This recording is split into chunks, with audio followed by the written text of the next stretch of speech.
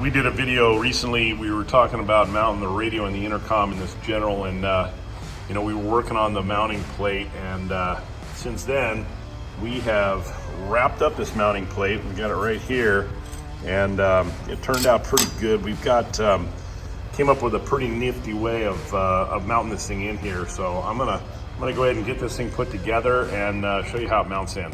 We made this mounting plate, and then Rugged has another mounting plate that actually holds the radio and the intercom in place together. So we made this mounting plate to work in conjunction with that. So we're gonna get these all started in here and use some little 1024 screws, and we're gonna get this thing all put together here. Now you can see we've got our plate already mounted up here. We've got it all screwed together. Now we're just gonna install the intercom and the radio into this plate, and then I'll show you how it fits into the general.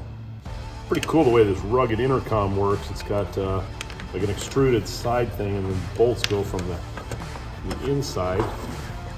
They basically just line up down the side here and fit into slip right into these grooves.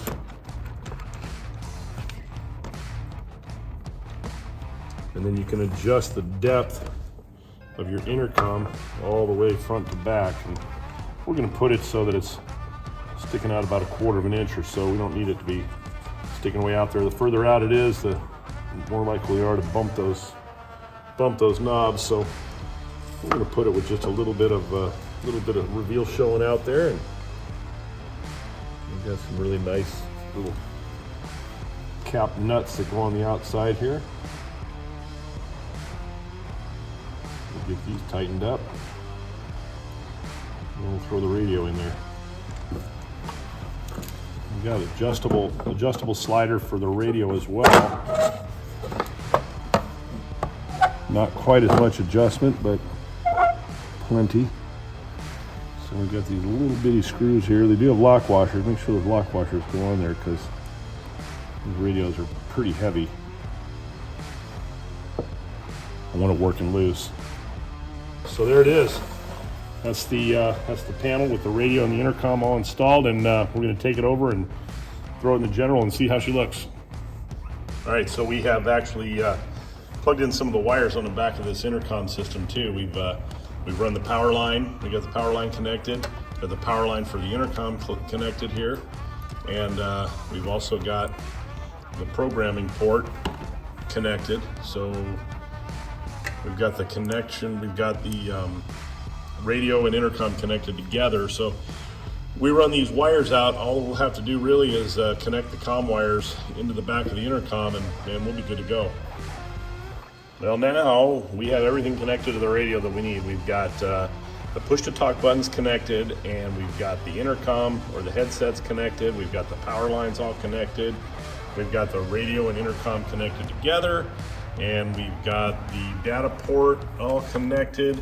So as you can see, it gets pretty crowded back there pretty quick. So we got everything in there connected good. I went ahead and labeled the push-to-talks, and I labeled the headsets, driver, passenger, so we don't have to look back here again. So hopefully once this radio is in, what we're gonna do is hook up the power, and it's good to go.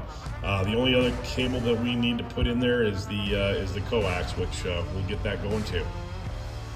Well, there you have it, guys. This is what you need to put a radio and intercom, headsets, push-to-talks in your UTV.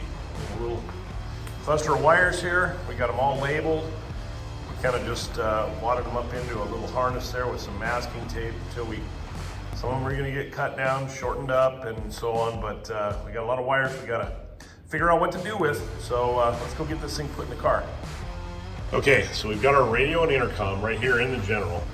And what we've done is we've run this whole cluster of wires, and we've pushed them down through where we're putting in. We talked about where we're going to put it in the dashboard right there. And what we've done is we made some little brackets, and we've actually used the Polaris push pins and drilled some holes into the plastic, and we've secured these brackets in there.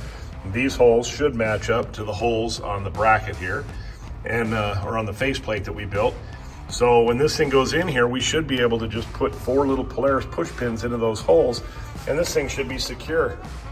I know it doesn't sound like it would be secure enough, but I mean, they put these whole cars together with these things. So I think it's going to work pretty good, and I think it's going to look pretty clean. And now all we got to do is figure out what to do with all those wires.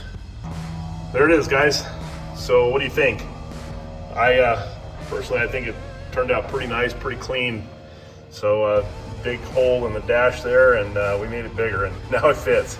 But I think that's pretty clean. I think it's a good spot for it. And now we got to wire it in and see where all those doggone wires go.